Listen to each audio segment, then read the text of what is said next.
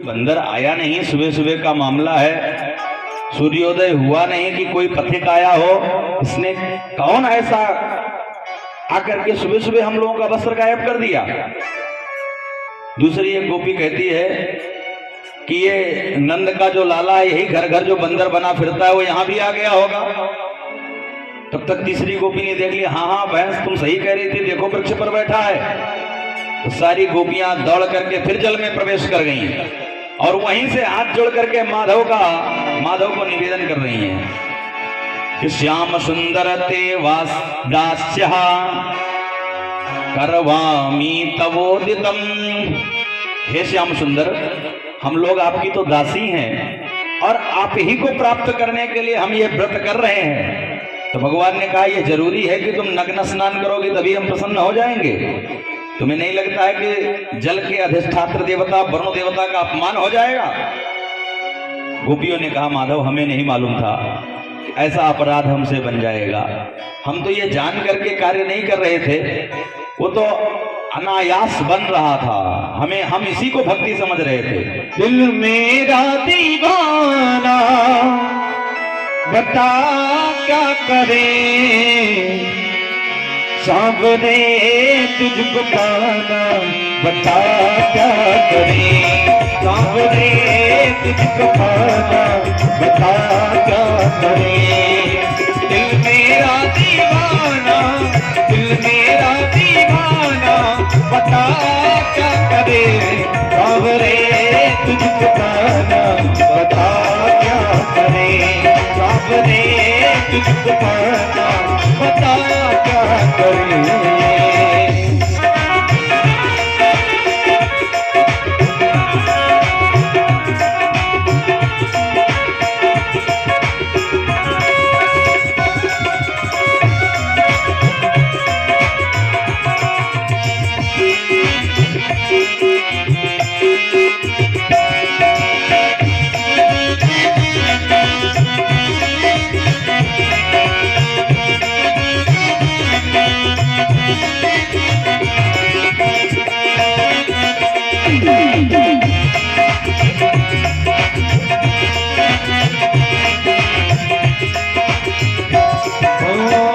जो भी कहोगे वही मैं करूंगी, जो भी कहोगे वही मैं करूंगी, ये मेरा तुमसे है वादा। जो भी कहोगे वही मैं करूंगी, ये मेरा तुमसे है वादा। अपना तुमको माना, अपना तुमको माना बता क्या करे, सांवरे तुझको पाना बता क्या करे, सांवरे तुझको पाना बता क्या करे।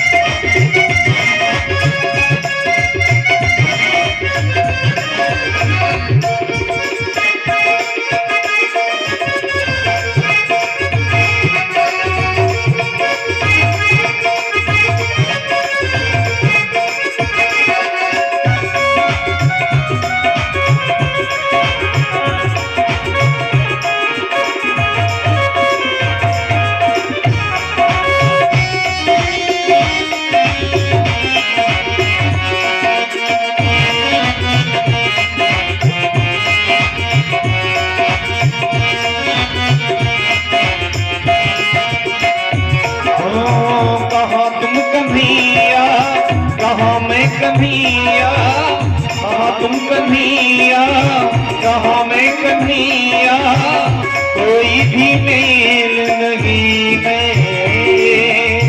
कहाँ तुम कन्हैया, कहाँ मैं कन्हैया, कोई भी मेल नहीं है।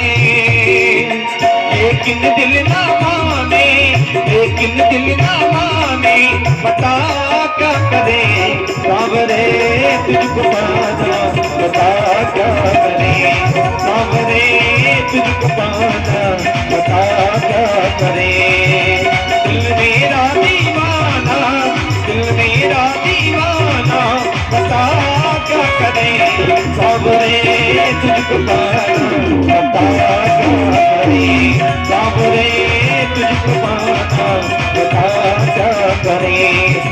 सावरे तुझको पाना बता क्या करें।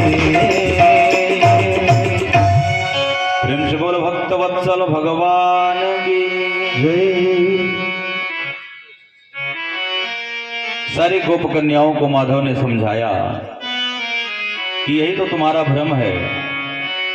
जब अणु अणु में, कण कण में, घट घट में जब हमारा वास है, इस जल में भी वरुण के रूप में हमारा वास है, तो तुमने ऐसा कैसे सोच लिया कि हमारा कहाँ वास है और कहाँ नहीं है? ये तो तुम्हारा भ्रम है। और अगर मैं सब जगह हूं तो आकर के अपना वस्त्र स्वयं धारण कर लो। गोपियों के ने कहा नहीं नहीं माधव, आप चले जाएं तो हम वस्त्र पहन लेंगे। घूंघट के पट खोल तो हे पिया मिलेंगे। कभी कहता है कौन से घूंघट के पट खोलने की बात कर रहा है? किस पिया के मिलने की बात कर रहा है? भगवान कहते हैं कि माया रूपी जो ये घूंघट तुम्हारे हृदय पर पड़ा हुआ है, इसका जब तुम पट खोलोगे तो तुम्हें उस प्रिय मतलब परमपिता परमात्मा का अपने आप दर्शन होने लग जाएगा। कोई आवश्यकता नहीं है। सुखदेव बाबा राजा परीक्षित से कहते हैं कि जिन जिन गोपियों का माधव ने चीर हरण यहाँ किया था, वस्त्र चुराया था, फिर माधव ने कहा कि हम तुम्हारा मनोरथ करने के लिए एक दिन महारास जरूर रचाएंगे। वहीं पर माधव ने सभी गोपियों को महारास में आने का निमंत्रण दिया। जब हम अर्धरात्रि में कभी बंसी बजावें तो आप जरूर हमसे मिलने आइएगा। दीपावली का परम पावन दिन आ गया। प्रातःकाल उठ करके ही यशोदा मैया इंद्र पूजा के लिए अनेकों पकवान पकवाने में लग गई। कन्हैया आए गए भोग लगावे खातिर। मैया ने कहा दूर रहियो कन्हैया, या एक सामान छूना लियो तू। कन्हैया ने कहा अरे मैया, अरे कछु चाखने को भर का तो दे। मैया ने कहा नाना, जब तक भगवान की जय जय नहीं हो जाएगी तब तक एक सामान नहीं मिलेगा। कन्हैया ने कहा जब नारायण इधर ही बैठे हैं तो काहे किसकी जय जय होएगी घर में? यशोदा मैया ने कहा हमारी बुढ़ापे में खोपड़ी मत खराब करो, जाकर के अपने बाबा से पूछो। तो कन्हैया दौड़े भाई बाबा के पास पहुंच गए। तो कथ्यताम ते पिता कोयम संभ्रमो वह उपागतः किम फलम कस्य चोद्देशः केन वह साध्यते मम मखाः। हे बाबा, कथ्यताम, आज अपने घर में कौन की जय जय है भाई? मैया हजारों पकवान बना रही है, तनिक मांग रहा हूं तो चाखने को भी नहीं दे रही है। कह रही है कि जब तक पूजा नहीं हो जाएगी, जय जय नहीं हो जाएगी तब तक नहीं मिलेगा।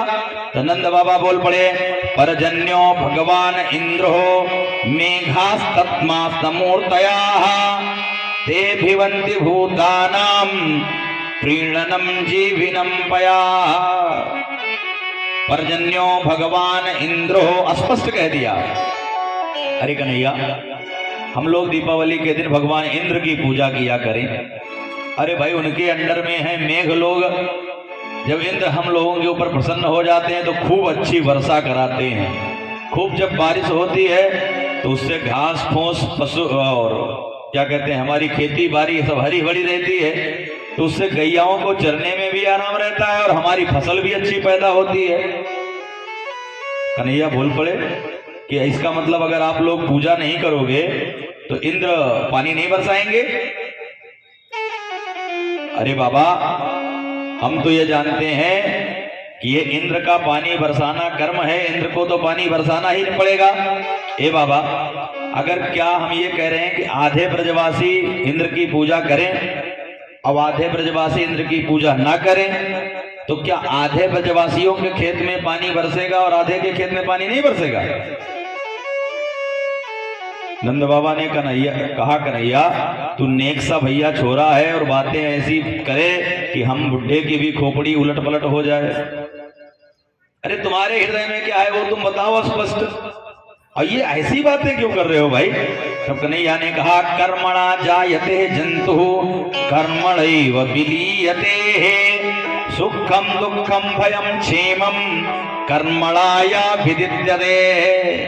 हम तो बाबा ऐसा जानते हैं कि जैसा जो कर्म करे वैसा वाको फल मिले। अब तुम करो धरो कछु नहीं कह दो भगवान हमारे ऊपर कृपा नहीं कर रहे हैं। भगवान काहे कृपा करेंगे? अरे जब कछु करोगे तभी तो भगवान उसमें सहाय बनेंगे, तभी कृपा करेंगे। अब तुम सुबह से लेकर शाम तक चद्दर ओढ़ करके खर्राटे बजा के सो रहे हो और भगवान कृपा नहीं कर रहे। भगवान ऐसे थोड़ी कृपा करेंगे। अरे घर में भोजन बनाना है तो भंडारी को पहले लाके सामग्री दोगे कि बिना सामग्री दिए भंडारी को लाके घर में बैठा दो, उससे कह दो गर्मा गर्म जलेबी बनाकर खिलाओ, और दिया लिया उसको कुछ नहीं, कहां से बना के खिला देगा? अरे जब लाकर सामग्री जैसी दोगे वैसा वो बना करके दे देगा। तो भगवान को तो तुम बिल्कुल भंडारी समझो, जैसा कर्म करके दोगे वैसा वो तुमको फल उठा करके दे देंगे।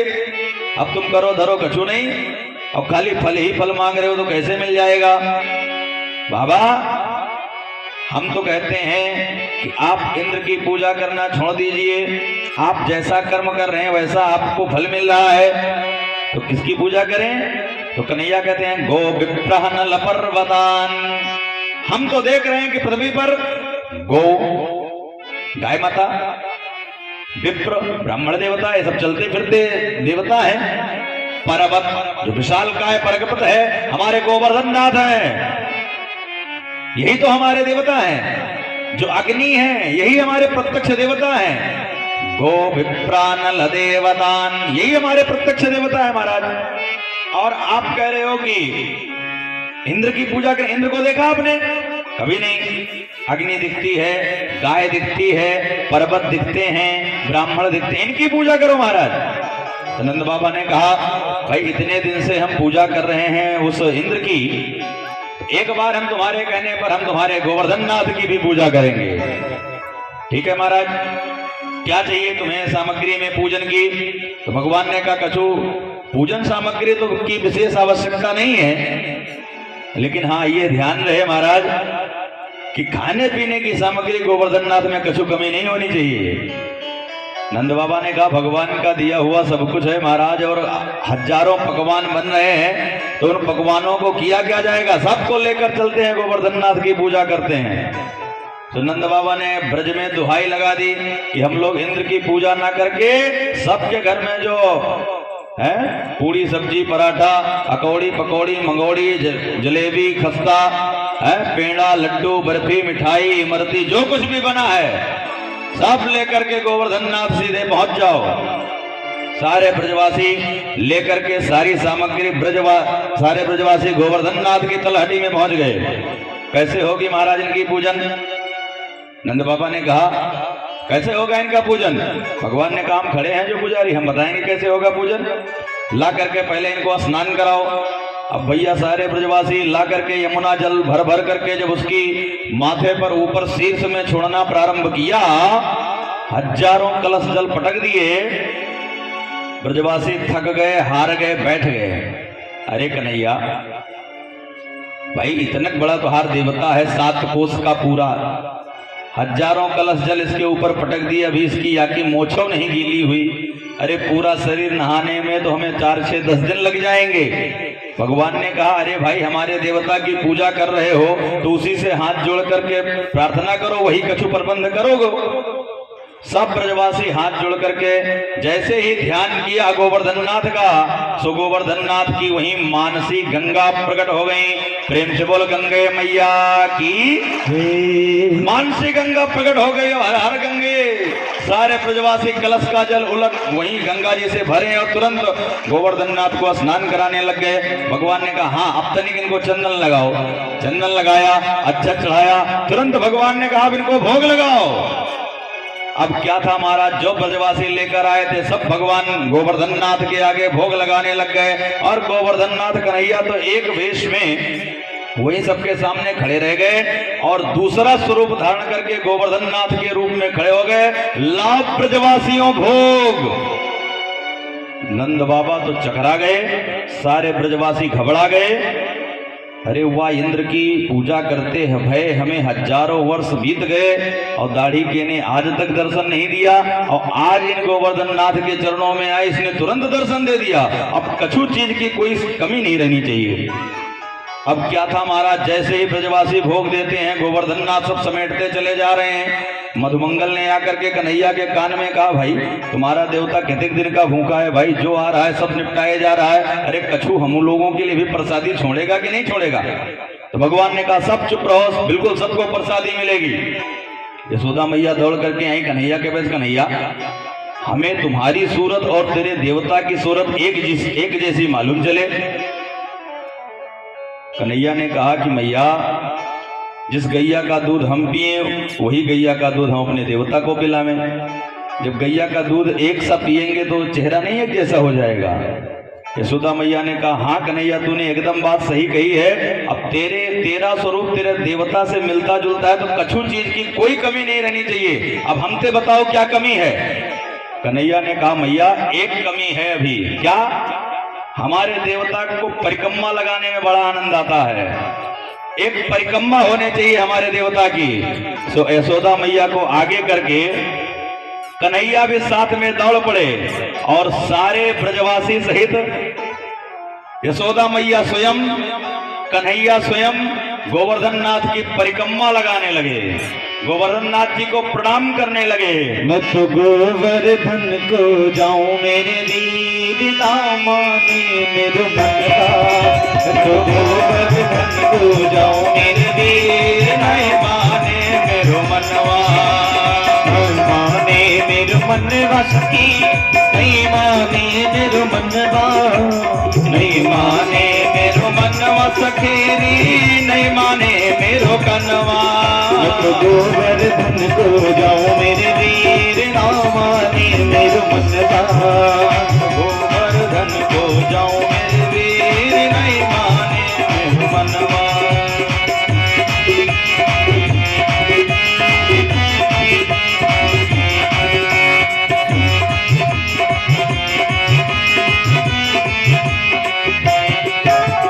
सात कोस की दय परिक्रमा, सात कोस की दय परिक्रमा, सात कोस की दय परिक्रमा, सात कोस की दय परिक्रमा, सात कोस की दय परिक्रमा, सात कोस की दय परिक्रमा। मैं तो मानसी, मैं तो मानसी गंगा नहो मेरे वीर ना माने मेरो मनवा, मैं तो मानसी गंगा नहो मेरे वीर ना माने मेरो मनवा।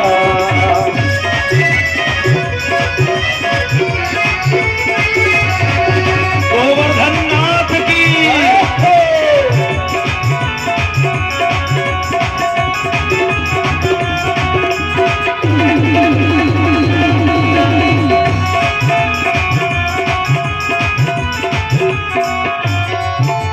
सात शेर की करूं कढ़ाई, सात शेर की करूं मैं कढ़ाई, सात शेर की करूं कढ़ाई, सात शेर की करूं मैं कढ़ाई, सात शेर की करूं कढ़ाई, सात शेर की करूं मैं कढ़ाई, सात शेर की करूं कढ़ाई, सात शेर की करूं मैं कढ़ाई।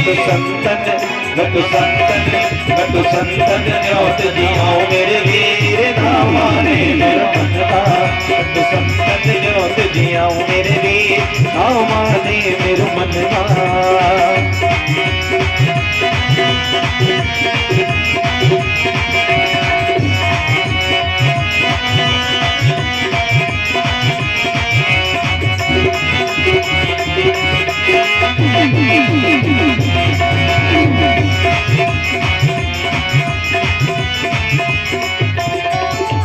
चंद्र सखी भज बाल कृष्ण छब, चंद्र सखी भज बाल कृष्ण छवि, चंद्र सखी भज बाल कृष्ण छब, चंद्र सखी भज बाल कृष्ण छवि, चंद्र सखी भज बाल कृष्ण छवि, चंद्र सखी भज बाल कृष्ण छवि। मैं तो हरि दर्शन को जाऊं मेरे वीर रामा ने मेरो मनवा, मैं तो हरि दर्शन को जाऊं मेरे वीर ना माने मेरे मन का, ना माने मेरे मन का सखी, ना माने मेरे मन का, ना माने मेरे मन का सखी, ना माने मेरे मन का। गोवर्धन को जाओ मेरे वीर, मेरे मन का, तो गोवर्धन को जाओ मेरे वीर, ना माने मेरे मन का, तो गोवर्धन को जाओ मेरे वीर, ना माने मेरे मन का, तो गोवर्धन को जाओ मेरे वीर, ना माने मेरे मन का। प्रेम से बोलो गोवर्धन नाथ भगवान की। हे हो यशोदा मैया कह रही हैं कि कन्हैया से कि कोई कमी नहीं होनी चाहिए, हम लगाएंगे परिक्रमा। और हृदय में बैठा करके गोविंद को सारे ब्रजवासी परिक्रमा लगा करके झूमने लग गए। इधर जब इंद्र को पता चला कि आज हमारी पूजा नहीं हुई है, सुवाचालम बाल समस्तंभम पंडितमानिनम कृष्णाम मध्या प्रपासिताम ग्रोपा में चक्रुत प्रियम। भगवान ने किसी का अभिमान नहीं रहने दिया। इंद्र ने अभिमान किया तो भगवान ने इंद्र के अभिमान का भी मान मर्दन कर दिया। समाप वर्तक आदि मेघों को भेज करके इंद्र ने जानना चाहा कि हमारी पूजा नहीं हुई। मेघों ने जाके बताया, महाराज आप पूजा के लिए यहाँ बैठे हो, वहां पूजा हो गई, प्रसादी बन रही है वहां तो। अच्छा, कौन कराया पूजन? मेघों ने बताया, महाराज कृष्ण कन्हैया नाम का एक बच्चा है, वही सबको ले जाकर के गोवर्धन नाथ की पूजा करवा चुका है। तो उसने, इंद्र ने तो हजारों गालियां सुना दी माधव को। वाचालम वालिसम स्तंभम मत पंडित मानिनम। वाचाल है, अस्तब्ध है, मूर्ख है, अपने आप को पंडित मानने लग गया है। हजारों गालियां महाराज सुना दी। मेघों को भेजा कि जाकर के ब्रज में वृंदावन में इतनी बारिश करो कि पूरा वृंदावन ही बह जाए। फिर क्या था महाराज, घुमड़ घुमड़ करके मेघ मूसलाधार वर्षा, इतनी मोटी मोटी धारें महाराज गिरने लग गई पूरे वृंदावन में। पूरा वृंदावन लगा कि आज बह ही जाएगा। इतने बादल घनघोर शब्द करते हुए बरस रहे हैं कि ब्रजवासियों का तो हृदय ही दहल जाता है। इतनी बिजली चमकती है, इतने बादल घुमड़ते हैं कि ब्रजवासी तो डर जाते हैं। सारे ब्रजवासी दौड़ करके कन्हैया के चरणों में आ जाते हैं। महाराज आपने कहा कि गोवर्धन नाथ की पूजा करने लग जाओ, सो गोवर्धन नाथ की पूजा करने लग गए। आज देखो गोवर्धन नाथ की पूजा करने से इंद्र कितना नाराज है आज हमसे। इसी तरीके से अगर वर्षा होती रही तो भी तो घर में पानी घुसने वाला है महाराज। क्या किया जाए? गोप्यः गोपश्च शीत वार्ता गोविंदार शरणम ययुः। उस शीत वार्ता से, उस बारिश से परेशान होकर के सारे ब्रजवासी गोविंदम शरणम ययुः, गोविंद के शरणों में आ गए। गोविंद ने कहा, महाराज जिस देवता ने अपनी पूजा कराई है वह देवता ही हमारी रक्षा करेगा। हमें चलना चाहिए, उस देवता से ही प्रणाम करना चाहिए, निवेदन करना चाहिए, उसी से कहना चाहिए। तो त्रासुमर्हस देवान्नः कुपितात भक्तवत्सला। भगवान भक्तवत्सल हैं, करुणावत्सल हैं, दीनबंधु हैं। सो भगवान सभी ब्रजवासियों को लेकर के गोविंद गोवर्धन नाथ की तलहटी में पहुंच गए। पूजा उसने कराई है तो रक्षा भी वही करेगा। सबको लेकर के गोविंद तलहटी में पहुंच गए गोवर्धन नाथ के। और भैया हम भी तुम्हारे साथ हैं, सब लोग हाथ जोड़ करके गोवर्धन नाथ का प्रणाम करो, यही कछु कल्याण करेंगे। सारे ब्रजवासियों को चूंकि गोविंद के ऊपर विश्वास है, सारे ब्रजवासी गोविंद के साथ हाथ जोड़ करके गोवर्धन नाथ को प्रणाम कर रहे हैं। तो तस्मात् शरणम गोष्ठम मन्नाथम मत परिग्रहम गोपाये स्वात्म योगेना सोयम में व्रत आहिता। गोविंद ने कहा, गजब हो गया भैया, हमारे देवता ने हमारे कान में आकर कछु कह दिया। सारे ब्रजवासियों ने हाथ खोली, भैया क्या कह दिया तुम्हारे देवता ने? ब्रजवासियों से माधव कह रहे हैं कि हमारे देवता ने कहा कि इंद्र तुमको ज्यादा परेशान कर रहे हैं, तो तुम हमको छाता बना करके ओढ़ लो, इंद्र तुम्हारा कछु नहीं बिगाड़ पाएंगे। सारे ब्रजवासी चुप हो गए। अरे माधव क्या कह रहे हैं आप? अरे 7 कोस का पहाड़ है महाराज, और 7 कोस के पहाड़ को कैसे उठाया जाएगा, पहले तो ये सोचो। भगवान ने कहा भैया हमारे देवता ने हमारे कान में अगर कही है तो वही कछु न कछु प्रबंध करेगा, और चलो हम आप प्रयास करके तो देखें। सो गोविंद ने तस्मात् चरणम गोष्ठः, सारे गोप श्रेष्ठों को आगे करके गोविंद स्वयं और इत्युक्तेन हस्तेन कृत्यः गोवर्धन चलम, इतना कहकर गोविंद ने उस गोवर्धन को इत्युक्तेन हस्तेन, केवल अपने बाएं हाथ से, दाहिना भी नहीं लगाया, इत्युक्तेन हस्तेन कृत्यः गोवर्धन चलम दधार लीलया कृष्ण छत्राकमिव बालका।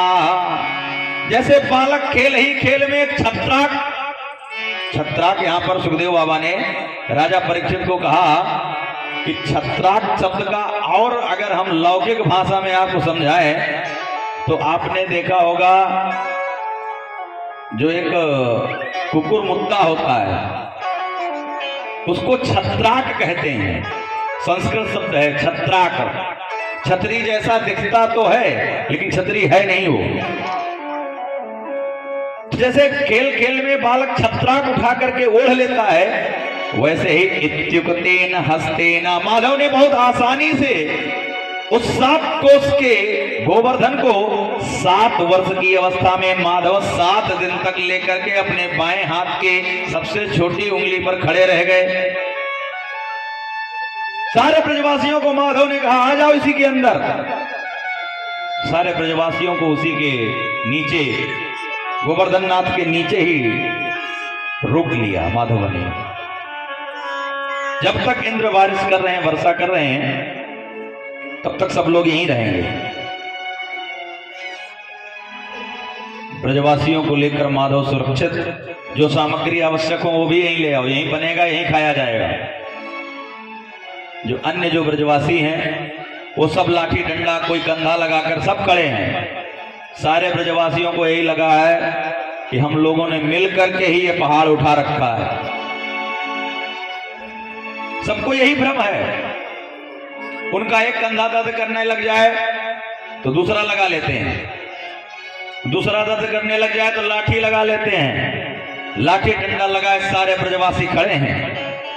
जिनका पूरा शरीर दर्द करने लग जाए तो वो सब हटा करके थोड़ी देर बैठ करके आराम भी कर ले रहे हैं, लेकिन माधव टस से मस नहीं हो रहे, हिल नहीं रहे हैं। एक ब्रजवासी ने माधव से कहा माधव हमारा एक कंधा दर्द करने लग जाता है तो हम दूसरा लगा लेते हैं, दूसरा दर्द करने लग जाए तो हम लाठी डंडा लगा लेते हैं, अरे थोड़ी देर आराम भी कर लेते हैं, भोजन भी कर लेते हैं, लेकिन तुम्हें देख रहे हो भैया कि तुम 7 दिन से एकदम यथावत खड़े हो, भैया थोड़ा सा आराम तुम भी कर लो। कन्हैया ने कहा अगर हम आराम करने लग गए तो तुम सब आराम ही करने लग जाओगे, फिर कछु नहीं बचेगा। फिर तो डांटा उस बड़े गोप ने, जो ब्रजवासी है, उम्र में श्रेष्ठ है माधव से, उसने डांटा तो कार्यानंद के छोरा तूने यही समझ रखा है कि तेने ही सब पूरा पर्वत उठा रखा है का? तुमने ही पूरा पर्वत उठा रखा है। कन्हैया ने कहा नहीं नहीं हमने नहीं उठा रखा, ये कब कह दिया हमने? तुम लोग रोको तो हम थोड़ा आराम कर लें। अब सारे ब्रजवासी लाठी डंडा कंधा लगाए खड़े, और भगवान ने अपनी थोड़ी सी उंगली थोड़ी सी हिलाई भर, तब तक ब्रजवासियों के लाठी डंडा चटाचट डोलने लग गए, टूटने लग गए। अरे रोको भैया कन्हैया, अगर तनिक तुमने हाथ ऊपर नहीं किया तो अभी तो लाठी डंडा चटचटा रहे हैं महाराज, अभी अभी ये कंधे भी चटचटा जाएंगे। भगवान ने यथावत फिर उंगली वहीं की वहीं कर दी। अब सारे ब्रजवासियों को शंका होना प्रारंभ हो गई कि 7 वर्ष के बालक ने इस पर्वत को ऐसे उठा रखा था, हम लोग ऐसे ही माटी के मकुंदरा बने लगे रह गया। अब उस ब्रजवासी ने कहा कि भाई एक एक करके सब अपनी अपनी लाठी निकालो जरा। अब एक एक करके सब ने अपनी अपनी लाठी हटा ली। कन्हैया अकेले अपनी छोटी उंगलियां पर लिए पर्वत खड़े रह गए। तो ब्रजवासियों ने कहा हम तो नाहक माटी के मकुंदरा बने लग गए, जब उठा रखा है अकेले नंद के छोरा ने, तो हम क्या कर रहे हैं? हमको तो 7 दिन से यही भ्रम था कि हमने भी मेहनत कर रखी है, हमने भी पर्वत उठा रखे है, ये तो हमसे तो कछु बन ही नहीं रहा है। भगवान ने ब्रजवासियों से कहा कि देखो बाहर बारिश खत्म हुई। 7 दिन बाद ब्रजवासियों ने बाहर झांका तो देखा कि वर्षा समाप्त हो गई है। इंद्र के मेघों के पास जितना भी जल था सब बरसा दिया, कुछ नहीं बचा। भगवान ने कहा तो सब लोग अपनी अपनी सामग्री गाय बछड़ों को लेकर बाहर निकलो, अब इस पर्वत को यथावत रख दिया जाए। सारे ब्रजवासी बाहर निकले और भगवान ने जैसे खेल ही खेल में वो पर्वत उठाया था यथावत रख दिया। सुखदेव बाबा राजा परीक्षित से कहते हैं भार उठाना जितना कठिन है उससे ज्यादा कठिन है उसको यथावत रखना। नहीं तो प्राय लोग उठा तो लेते हैं लेकिन उतार नहीं पाते तो फेंक देते हैं, लेकिन भगवान ने जहां से उठाया था, जैसा उठाया था वैसा ही रख दिया। अब सारे ब्रजवासियों को ये शंका हो रही है कि ये कोई साधारण मनुष्य तो साधारण बालक तो है नहीं, जो 7 वर्ष की अवस्था में 7 कोस के गोवर्धन नाथ को उठा रखा था इसने। तो क्वा सप्ताहयनो बालः क्वा माहाद्री विधारणम ततो नो जायते शंका व्रजनाथ तवात्मजे। सब नंद बाबा के पास जाकर के कह रहे हैं बाबा ये तुम्हारा बालक है, ये नारायण है, ये भगवान है, ये है क्या? तुमने आज तक हमसे बताया क्यों नहीं? ब्रजनात्म तवात्मजे, ये तुम्हारा आत्मज है, तुम्हारा बेटा है कि नहीं है? नंद बाबा हाथ जोड़ करके कह रहे हैं नहीं भैया, हमारे बेटा को जबरदस्ती काहे भगवान बना रहे हो? हमारा बेटा ही है। हाँ, एक बार गर्गाचार्य जी आए थे, एक गलती हमने, एक झूठ बोली है तुम लोगों से। गर्गाचार्य जी इसका नामकरण करने आए थे तो उन्होंने कहा था नारायण समो गुणैहि। उन्होंने ये नहीं कहा था कि ये नारायण है, उन्होंने ये कहा था कि नारायण के समान इसके अंदर गुण है, बस ये बात कही थी। और यही हमने केवल झूठ बोला, यही बात हमने किसी से नहीं बताई। नहीं तो हमारा बेटा नारायण नहीं है। भगवान को लगा कि ये ब्रजवासी जबरदस्ती हमको भगवान बना रहे हैं, और भगवान बनने में कितना नुकसान है तो भगवान स्वयं जानते हैं। अगर आज ब्रजवासियों ने यह सिद्ध कर दिया कि हम ही भगवान हैं, तब तो महाराज ये एक अलमारी में बंद कर देंगे, सुबह शाम खोलेंगे, धूप बत्ती अगरबत्ती दिखाएंगे और फिर भोग लगाकर फिर उसी अलमारी में बंद। तो हमारा जो इतना स्वच्छंद पूरे वृंदावन में घूमना है, जगह जगह माखन मिश्री खाना है, सब बंद हो जाएगा आज से ही। तो भगवान बनने तो बड़ा नुकसान है। तो भगवान ने कहा है ब्रजवासियों हमारे पास आओ। भाई आपको शंका हमसे है तो हमसे पूछो, हमारे पिताजी का इंटरव्यू क्यों ले रहे हो? समस्या हमसे है, हमसे पूछो। तो सब हाथ जोड़ करके श्री दामा मधुमंगल आदि सब आ जा रहे हैं। कछु भगवान से अपराध न बन जाए इसलिए सब हाथ जोड़े हैं। हे ब्रजवासियों, जबरदस्ती हमको भगवान क्यों बना रहे हो? अरे भैया तेने पैदा होने की देर ना भई, तूने पूतना को मार दियो, सकट भंजन किया तुमने, तृणावर्त को मारा, अघासुर को मारा, बकासुर को मारा, तुमने महाराज इतने राक्षसों को मारा, और हम यही समझते रह गए कि बस तू साधारण मनुष्य नहीं, कुछ महामानव है। लेकिन आज तेने जो कार्य किया महाराज, ये 7 कोस का ये पहाड़ तुम 7 दिन तक उठाए रखे, तो ये भगवान के सिवा और दूसरा कोई नहीं कर सकता। भगवान ने कहा कि भगवान नपितम शैलम स्वास्थाने पूर्ववत प्रभो पश्यतां सर्वभूतानां स्थापयामपि लीलया। भगवान ने कहा तुम लोग बहुत भोले हो भाई ब्रजवासियों। अरे मैं इसीलिए कह रहा था कि ये माखन मिश्री खूब खाया करो, उसको खाने से शरीर में कछु बल आएगा। अब वहां से जब जो हमने माखन मिश्री चुरा चुरा करके खाई, वहां से शरीर में बल आया और उस शरीर से हमने ये दिव्य पहाड़ उठा लिया। और तुमको लग रहा है कि हम भगवान हैं, हम भगवान नहीं है। मधुमंगल बोल पड़ा, अरे कन्हैया जितना तू खाता है उसका जस्ट डबल मैं खाता हूं, तो हमारे शरीर में इतना बल काहे नहीं आया भैया। कन्हैया को लगा कि मामला कछु गड़बड़ा सकता है, तो कन्हैया ने कहा देखो भाई, जा देवता ने हमको ये उठाने की बात कही थी, वह देवता ने ही हमको एक मंत्र दिया था। कौन सा मंत्र भैया? हम वह मंत्र पढ़ते समय जिसको जिसको देखने लग जाएं, उन व्यक्तियों की ऊर्जा शक्ति हमारे शरीर में आ जाती है। और वह शक्ति हमने प्रयोग करी, सो कछु माखन से बल बढ़ो। क्या कह रहे हैं कन्हैया, सुनिएगा थोड़ा ध्यान से, कि कछु माखन से बल बढ़ो, कछु गोपन करी सहाय। श्री राधे जी की कृपा से मैंने गिरिवर लियो उठाए। प्रेम से बोल राधा रानी की, गोवर्धन नाथ की। अरे वह देवता ने हमको मंत्र दिया है, वह मंत्र हम पढ़ते समय जिसको जिसको देखते हैं उसकी शक्ति हमारे हृदय में आ जाती है, हमारे शरीर में आ जाती है। अरे तुम गोपियों ग्वालों की ही शक्ति हमारे शरीर में थी। हमने वह मंत्र पढ़ना प्रारंभ किया और हमने अकेले गोवर्धन नाथ को उठा लिया। तुरंत मधुमंगल ताली बजाते हुए कहा, वाई तब से हम भी दिमाग लगा रहे कि ये कन्हैया को तो कबड्डी में हमने कई बार पछाड़ा मारा है, ये अकेले कैसे इतना बड़ा गोवर्धन नाथ को उठा लिया। भगवान ने एकदम सटीक जमा दिया बात, और सारे ब्रजवासियों को विश्वास हो गया कि कन्हैया कोई भगवान नहीं है, बस खाली एक जादूगर टाइप के चमत्कारी हैं बस। अरे कन्हैया, आज तो हम बिल्कुल तुम्हें भगवान ही मान लिए थे भैया, हमें नहीं पता था कि तू इतना चमत्कारी है, हमें यह बात तो पता ही नहीं थी। भगवान चाहते भी यही थे, भगवान कभी नहीं चाहते थे इस बात को कि भगवान को कोई भगवान मान ले।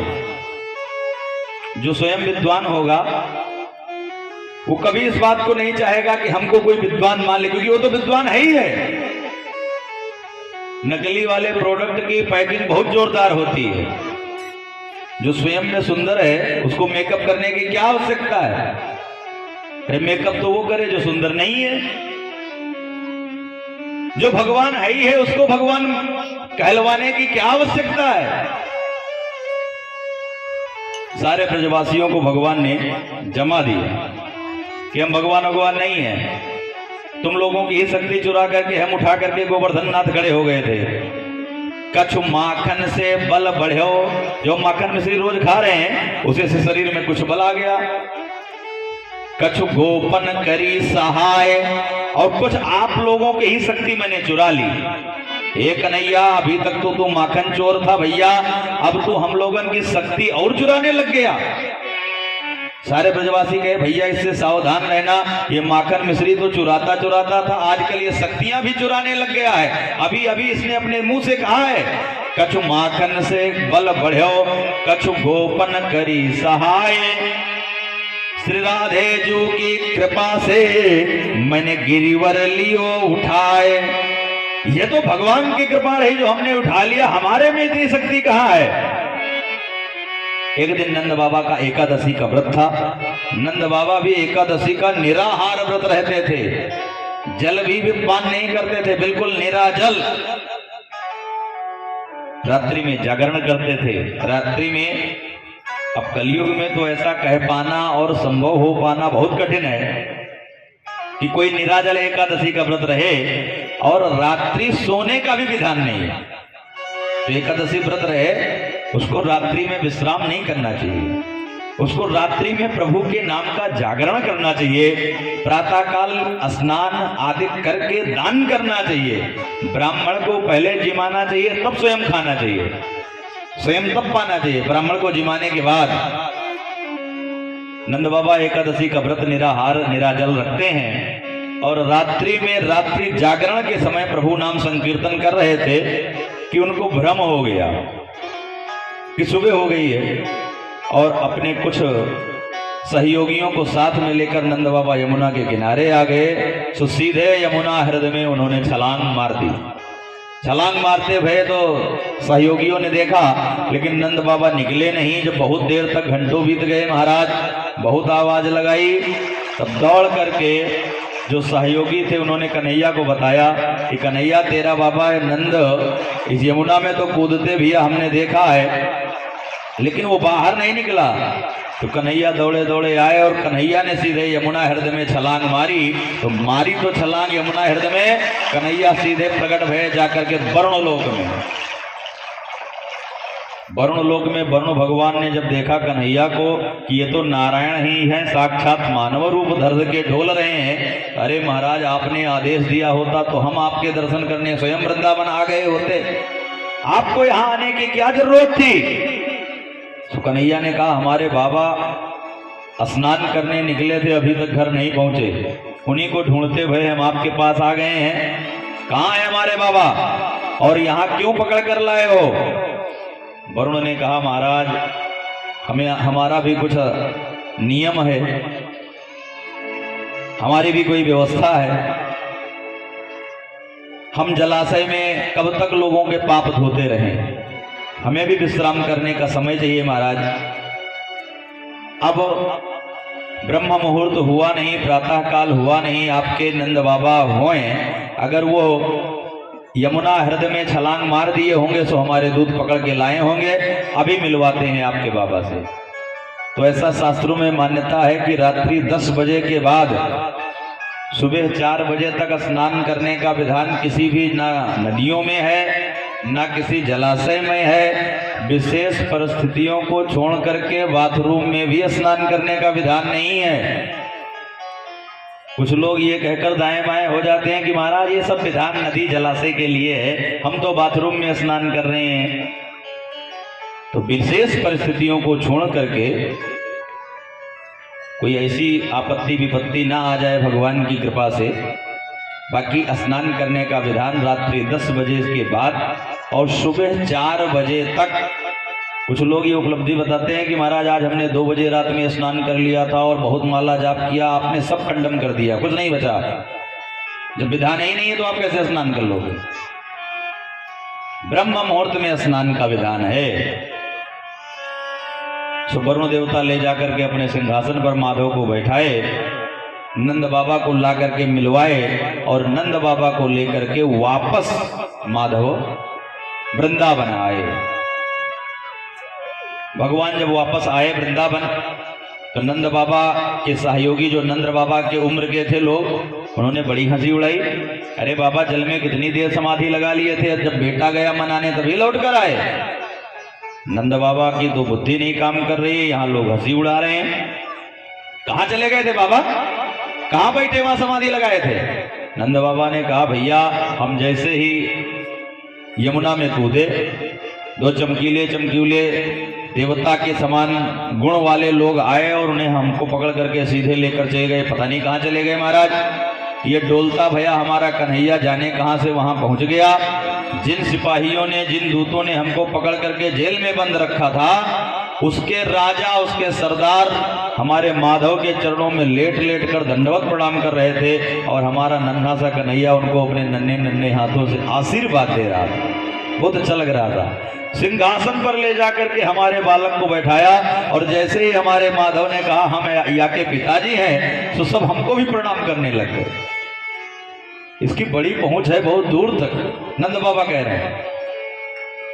ब्रजवासियों को लगा कि बाबा बैकुंठ वरुण लोक पहुंच गए थे और वरुण लोक में वरुण देवता ने इनका इतना स्वागत किया। हम तो पहले से ही कह रहे थे, अब ब्रजवासियों की फिर हवा बदल गई। हम तो पहले से कह रहे थे कि ये भगवान है, तुम लोग मानने को ही नहीं तैयार थे। देखो आज वरुण देवता ने भी इनका स्वागत किया। ये छुपा घूम रहा है, ये छुपा रुस्तम है एकदम, है तो ये भगवान ही एकदम पक्को पता है हमें। भगवान को लगा कि फिर हवा गड़बड़ा रही है, फिर लोग भगवान ही बना रहे हैं हमको, हम भगवान बनना नहीं चाह रहे हैं, लोग हमको भगवान बना रहे हैं। हे ब्रजवासियों, भगवान ने तुरंत आवाज दी, क्या कह रहे हो तुम? सब फिर हाथ जोड़ करके चले आ रहे हैं कि भैया हम तो पहले से कह रहे थे कि तुम भगवान हो, तुम ही नहीं मान रहे हो कि हम भगवान हैं। भगवान ने कहा कि हम भगवान हैं या नहीं हैं, इस बात का झगड़ा ही क्या है ये बताओ। ब्रजवासियों ने कहा तुम भगवान हो तो एक कोने बने रखो भगवान, हमें कोई फर्क नहीं पड़ता, लेकिन तुम हमसे चुप्पे से बता दो कि तुम भगवान हो कि नहीं हो, बस हमें इस झंझट में पड़ने नहीं कि तुम भगवान हो कि नहीं हो। भगवान ने कहा अगर हम भगवान होंगे तब क्या करोगे? अब ब्रजवासी एक दूसरे का मुंह देख रहे हैं, हाँ भाई अगर ये भगवान हो ही गया तो क्या करेंगे हम लोग।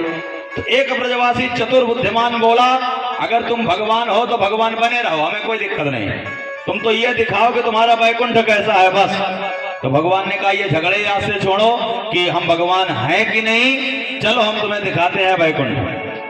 पकड़ करके सारे ब्रजवासियों को यमुना कुंड ले गए और यमुना हृदय में ब्रह्म कुंड में भगवान ने कहा कि जिसको जिसको वैकुंठ को दर्शन करना चाहे वो इस ब्रह्म कुंड में स्नान करे, हम उसको वैकुंठ का दर्शन कराएंगे।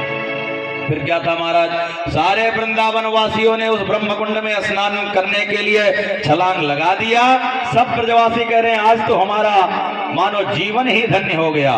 ते तु ब्रह्मा हिताम नीतः मग्नः कृष्णेन चोद्धृताः ददृशो ब्रह्मांड लोकम च यात्रा क्रूरोध्यात् पुरा।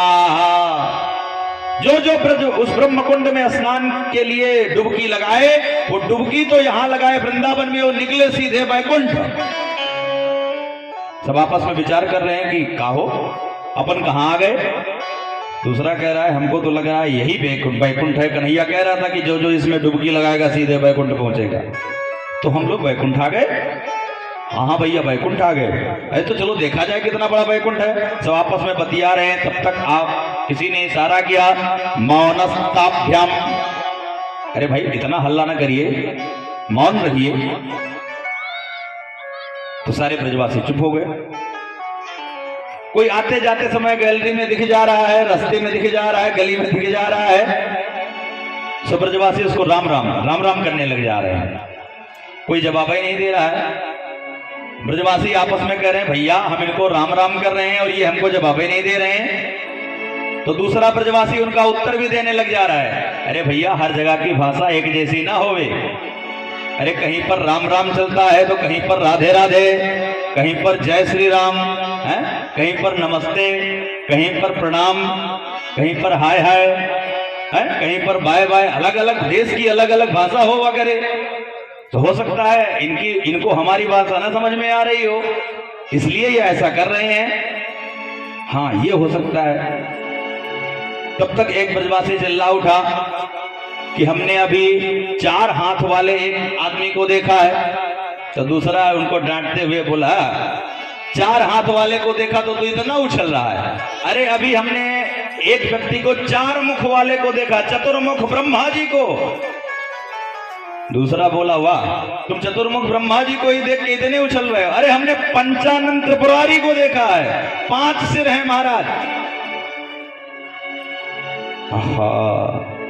इतने देवताओं को दर्शन किया तो अपन कन्हैया कहाँ गया भैया इसमें। दूसरे ने कहा कि देखो वो दूर सिंहासन पर जो बैठा है, शेष नाग के ऊपर बैठा है, उसकी शकल कन्हैया से मिलती जुलती मालूम चले। दूसरा कहा मैं तो पक्को कह सकूं कि वही अपना कन्हैया है। तो भैया ये शेषनाग के ऊपर कैसे बैठा है? तो दूसरा बोल पड़ा अरे भैया जो 108 फन वाले कालिया नाग को जो नाथ सकता है वो 1000 फन वाले के ऊपर बैठ गया, तो इसमें कौन सा आश्चर्य है बताओ। दोनों ने सारे ब्रजवासी आपस में ही प्रश्न करते हैं और आपस में ही उसका उत्तर भी दे लेते हैं। जो 108 फन वाले कालिया नाग का नाथ सकता है, वध कर सकता है, वो अगर 1008 वाले के ऊपर बैठा है, सोया है, तो कौन सी बड़ी बात है इसमें। आपसे प्रश्न करते हैं, ब्रजवासी आपस में ही उत्तर दे लेते हैं। ये कहते हुए सब दौड़ते हुए भागते हुए कन्हैया की तरफ भागे, नारायण श्रीमन नारायण की तरफ भाग रहे हैं। थोड़ी ही दूर पहुंचे तब तक लाठी दिखा दी गई, महाराज इसके आगे आप नहीं जा सकते हैं, अब इसके आगे यहीं से जो कुछ आपको पूजन बंदन स्तुति करना है आप यहीं से करिए। ब्रजवासी सब रुक गए, ठहर गए, सहम गए, सब हाथ जोड़े खड़े हैं, क्योंकि वहां पर सबको हाथ जोड़े देख रहे हैं। शेष महेश सुरेश दिनेश सब भगवान की स्तुति कर रहे हैं। ब्रह्मा जी स्वयं वेद स्तुति कर रहे हैं, त्रिपुरारी भगवान शंकर जी अनेक गाथा गा रहे हैं पुराणों की, गणेश जी खड़े हुए हैं, कार्तिकेय जी खड़े, तमाम देवता खड़े हुए, सब माधव की स्तुति कर रहे हैं। ब्रजवासी एक दूसरे का चेहरा देख रहे हैं। ब्रजवासी बेचारे गंवार, पढ़े लिखे हैं नहीं, उनके कछु समझ में नहीं आ रहा है। एक ब्रजवासी दूसरे से कह रहा है, महाराज ये जो कह रहे हैं वो हमारे समझ में नहीं आ रहा है। अब वहां पर देववाणी का प्रयोग हो रहा है, संस्कृत का, तो वो ब्रजवासी जो बेचारे पढ़े लिखे है ही नहीं है, गंवार है, तो उनके काहे समझ में आएगी। तो एक ब्रजवासी दूसरे से कह रहा है, महाराज ये जो कह रहे हैं वो हमारे समझ में नहीं आ रहा है, हम जो कह रहे हैं वो इनके समझ में नहीं आ रहा है, क्या करेंगे ऐसा बैकुंठ। अरे याते नीक तो अपना वृंदावन है, जिस कन्हैया के ये देवता हाथ जोड़े खड़े हैं, ये चतुर्मुख ब्रह्मा पंचानन त्रिपुरारी ये जो हाथ जोड़कर खड़े हैं, याते नीक तो अपना वृंदावन है भैया। यहां पर ये कन्हैया से मिलवे नहीं दे रहे हैं, और वहां वृंदावन में हम कन्हैया के गले में हाथ डाल सकें, उसके साथ भोजन कर सकें, उसके साथ कबड्डी खेल सकें। जैसे ही ये स्मरण किया सो तुरंत यमुना ब्रह्म कुंड में, यमुना हृदय में तुरंत ब्रजवासी सब डुबकी से उछल करके बाहर आ गए। सामने माधव एक पेड़ पर बैठे बंसी बजाते हुए दिख गए। सब एक दूसरे को गले लग लग करके ब्रजवासी सब माधव को प्रणाम कर रहे हैं। भगवान ने कहा कि ब्रजवासियों सच्ची सच्ची बताइयो भैया, हमारा बैकुंठ तुमको कैसा लगा। तो सारे ब्रजवासी चुप हो गए। क्यों भैया, काहे चुप हो गए। ब्रजवासियों ने कहा, कन्हैया बुरा मत मानियो भैया, तुम्हारा बैकुंठ देख के मजा ना आयो भैया, क्या कमी है हमारे बैकुंठ में। ब्रजवासी कह रहे हैं कि तुम्हारे बैकुंठ से नीक तो अपना वृंदावन है भैया, वहां कोई कछु से रामो राम न करे, कोई कहू से बोले भी ना, तुम्हारी ना हम पूजन कर सके, न तुमसे मिल सके, न तुम्हारा हाल चाल कर सके। और यहाँ वृंदावन वन में देखो, सह खेदति सह खेलति सह खादति चा, साथ में आपके खेलते हैं, साथ में आपके खाते हैं। चाहे जो देवता आ जाए, महाराज आप हमसे कोई, सुखदेव बाबा राजा परीक्षित से कह रहे हैं, वो ब्रजवासी बैकुंठ के सुख को भी जो फीका बता देते हैं। धन्य है वो वृंदावन इतना श्रेष्ठ कि जहां पर ब्रजवासी कह रहे हैं कि वो बैकुंठ का सुख हमको चाहिए ही नहीं, हमें तो केवल वृंदावन का ही सुख चाहिए।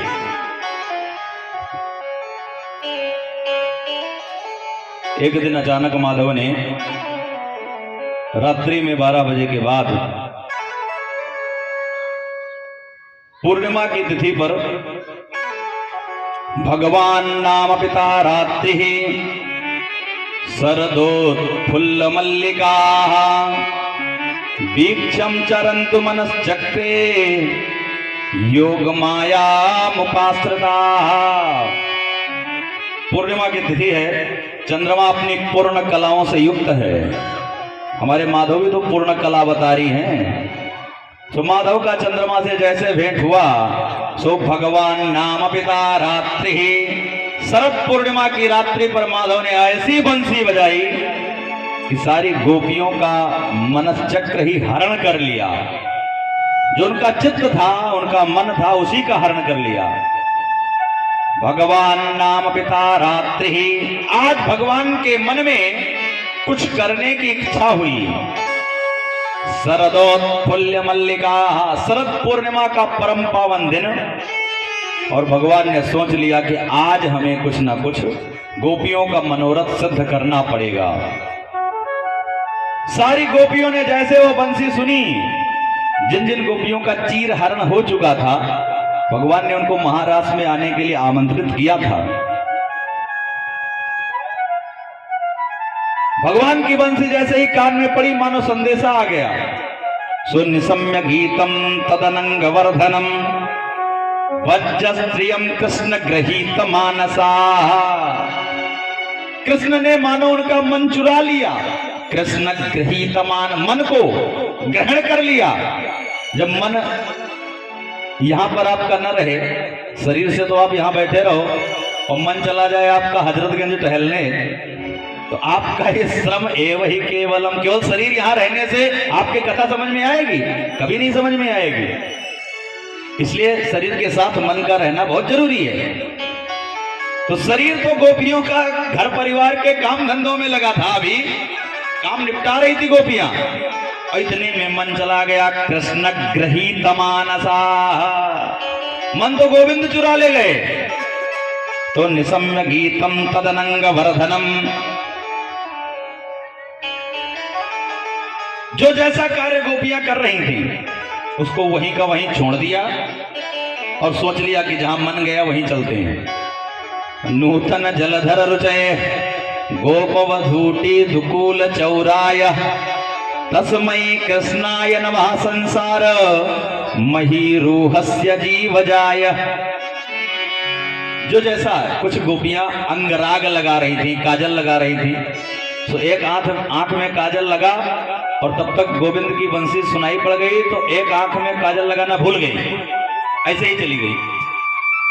कुछ ने अभी अधूरे वस्त्र पहन रखे हैं, अभी तो साड़ी पहन ही नहीं पाई थी, अभी साड़ी से पहले के वस्त्र पहने थे।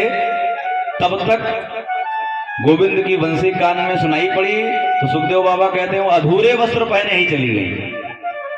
कुछ अभी अंगराग लगा रही थी, लिपापोती कर रही थी चेहरे पर, और जैसे ही वो कर ही रही थी, अभी आधा अधूरा ही हुआ था। एक कपोल पर हुआ, एक गाल पर हुआ, कपोल मतलब गाल, एक गाल पर हुआ, दूसरे पर अभी हो भी नहीं पाया, तो जैसे थी वैसे ही चली गई। किसी के बाल में कंघी लगी, भाई भागती चली गई। प्रथम सुने भगवद भक्त मुख भगवद वाणी ही, ये नवधा भक्ति के नियम है। नवधा भक्ति में शरीर सजाने का विशेष विधान नहीं है, वहां पर मन सजाने का विधान है। शरीर पर वहां पर प्राथमिकता नहीं दी गई है, वहां पर मन की प्राथमिकता दी गई है। सब भागी चली जा रही हैं। सुखदेव बाबा राजा परीक्षित से कह रही हैं, वो प्रेम में गोविंद के पागल हैं गोपियां, उनको ये नहीं पता है। सुखदेव बाबा ने अपने शब्दों से सजाया, लिम्पन्त्या प्रमुंजन्त्यो आंजन्ये कांसलोचने हैं। काजल को अंजन भी कहते हैं, आंजल कांसलोचने, एक ही आंख में लगाया था भी। लिम्पन्त्या प्रभु भृत्यंजो आंजन्य कांसलोचने हैं।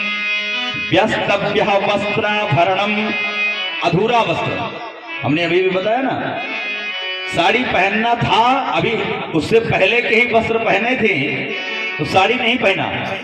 वस्त्रभ्याभरणम काश्चित कृष्णम कांतिकयम ययुः।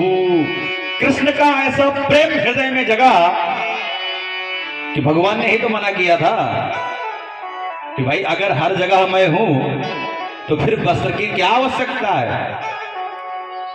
घूंघट के पट खोल, वही बात फिर दोहरा रहे हैं, तो है पिय मिलेंगे। कौन से घूंघट के पट खोलने की बात कभी कह रहा है? ये माया रूपी आवरण जो हमारे हृदय पर, जो हमको दिखा रहा है कि यह स्त्री है, यह पुरुष है, जब इससे थोड़ा सा अब आप ऊपर उठेंगे। सुखदेव बाबा जो परीक्षित के सामने प्रकट भय हैं, 16 वर्षीय हैं, 16 वर्ष के, लेकिन बिल्कुल दिगंबर, स्त्री पुरुष का हेतु ही नहीं जानते हैं। वहां पर तो केवल एक ही सबका एक ही वर्ग है, ब्रह्मा से ह्याप वर्गस्य, केवल एक वर्ग आत्मा, वो स्त्री के अंदर भी हो सकती है और वो पुरुष के अंदर भी हो सकती है। वहां पर तो केवल एक ही शब्द है, भक्त। तो भक्त स्त्री भी हो सकती है और भक्त पुरुष भी हो सकता है। वहां पर तो स्त्री पुरुष का भेद रहता है, वहां पर स्त्री पुरुष का तो भेद ही नहीं है। तो वहां पर वस्त्र की क्या आवश्यकता है? ये माया रूपी आवरण, हम माया में इतने घुस चुके हैं, इतने डूब डूब कर माया में ही स्नान कर रहे हैं। और माया का अर्थ समझिएगा, मां मतलब नहीं, या मतलब जो, मां या, मां मतलब नहीं, या मतलब वो जो नहीं है हमें वही चाहिए। जो है परमात्मा अनित्य है, अविनाशी है, सबके घट घट में रहने वाला है, घट घटवासी है, लेकिन हमको दिखाई नहीं पड़ रहा है क्योंकि हम माया में इतने ठगे जा रहे हैं। जैसे दलदल में फंसा हुआ हाथी ज्यों ज्यों निकलने का प्रयास करता है, सुखदेव बाबा करते हैं, त्यों त्यों वो और फंसता जाता है। वैसे माया रूपी दलदल में फंसा हुआ यह जीव ज्यों ज्यों निकलने का प्रयास करता है, त्यों त्यों वो और फंसता जाता है। सारी गोपियां भागती भई चली जा रही हैं।